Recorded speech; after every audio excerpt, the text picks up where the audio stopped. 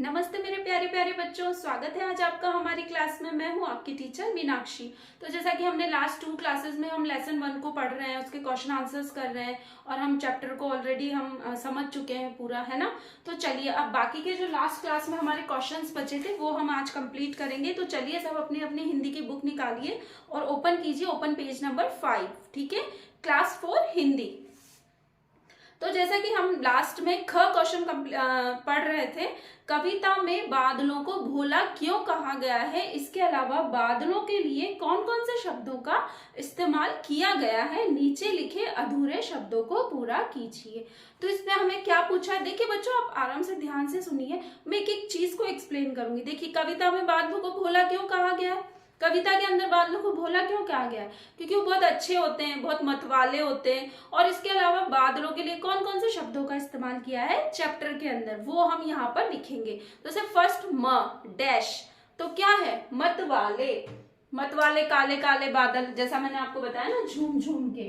तो फर्स्ट में आएगा मतवाले, कैसे होते हैं बादल, मतवाले, है ना। सेकंड में है जी, तो जिद्दी, जैसे हमने पढ़ा ना बादल कभी कभी बहुत जिद्दी हो जाते हैं, है ना।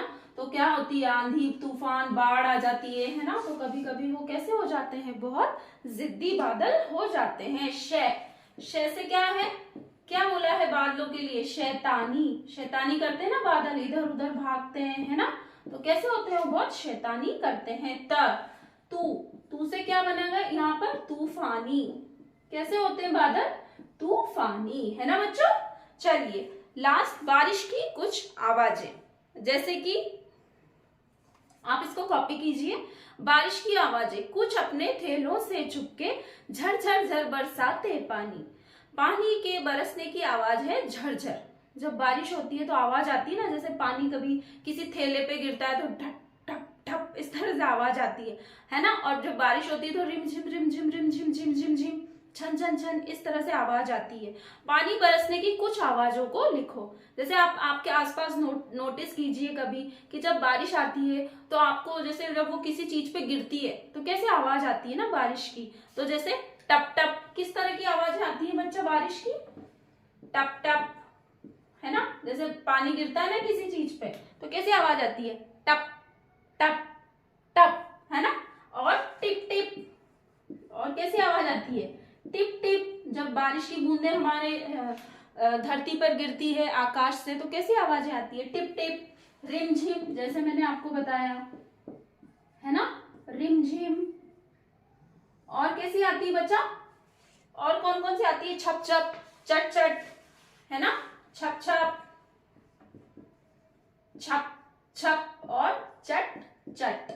इस तरह की जब बारिश की बूंदें हमारे ऊपर गिरती है या हमारे आसपास घर पे गिरती है, किसी चीज के ऊपर गिरती है, सामानों के ऊपर, तो किस तरह की आवाजें आती है, टप टप, टिप टिप, रिमझिम, छप छप, चट चट। इस तरह से बारिश की बूंदें की आवाज हमें सुनाई देती है। चलो लास्ट क्वेश्चन है, मैं इसको आपको ओरली एक्सप्लेन करूंगी।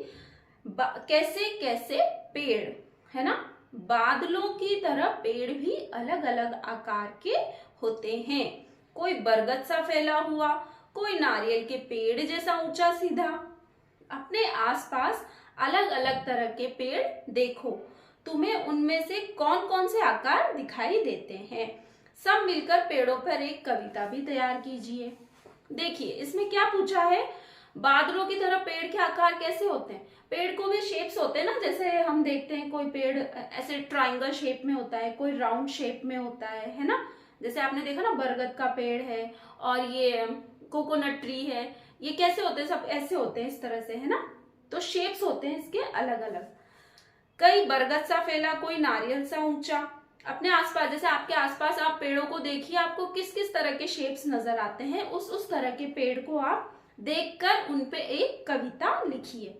आपके अकॉर्डिंग कोई भी कविता लिखिए आप पेड़ों को देखकर, उनके कैसे शेप होते हैं, कौन से कलर्स होते हैं, है ना। और कोई पेड़ लंबा होता है, कोई पेड़ छोटा होता है। चलिए मैं एक छोटी सी कविता है मैं आपको बताती हूँ, लेकिन आप अपने अकॉर्डिंग कोई भी एक कविता तैयार कीजिए। जैसे लंबा पेड़ छोटा पेड़, लॉन्ग ट्री शॉर्ट ट्री, है ना, लंबा पेड़ छोटा पेड़, मोटा पेड़ फल देता प्यारा पेड़, है ना। कोई पेड़ कैसा होता है, मोटा पेड़ फल देता प्यारा पेड़, पेड़ हमें फल भी देते हैं, है ना। ऊंचा पेड़ नीचा पेड़, छाया देता अच्छा पेड़, है ना। कोई पेड़ ऊंचा होता है, कोई नीचा होता है, कोई हमें छाया देता है ना। और कैसे लगते हैं हमें पेड़, बहुत अच्छे लगते हैं, है ना। पेड़ हमें कैसे लगते हैं बच्चों, बहुत अच्छे लगते हैं। कोई पेड़ ऊंचा होता है, कोई पेड़ नीचा होता है ना। इस तरह से आप अपने अकॉर्डिंग कोई भी पोयम आप अपने अकॉर्डिंग लिखिए और उसको क्लास में प्रस्तुत कीजिए, ठीक है। तो चलिए बच्चों, अब ये हमारा लेसन होता है कंप्लीट। हम नेक्स्ट क्लास में पढ़ेंगे लेसन नंबर 2, जैसा सवाल वैसा जवाब, ठीक है बच्चों। तो आप इस तरह से क्वेश्चन आंसर्स को आप लर्न कीजिएगा और इनको लेसन को रीड कीजिएगा। कुछ समझ में नहीं आता है मुझे कमेंट बॉक्स में पूछिए, मैं आपके हर क्वेश्चन का जवाब दूंगी, या आप वीडियो को ही रिपीट कर करके आप वीडियो देखिए तो आपको सब समझ में आ जाएगा। मैंने एक एक चीज अच्छे से एक्सप्लेन किया, आप ध्यान से देखेंगे तो आपको जरूर समझ में आएगा, ठीक है बच्चों। तो आज की वीडियो को हम यहीं खत्म करते हैं।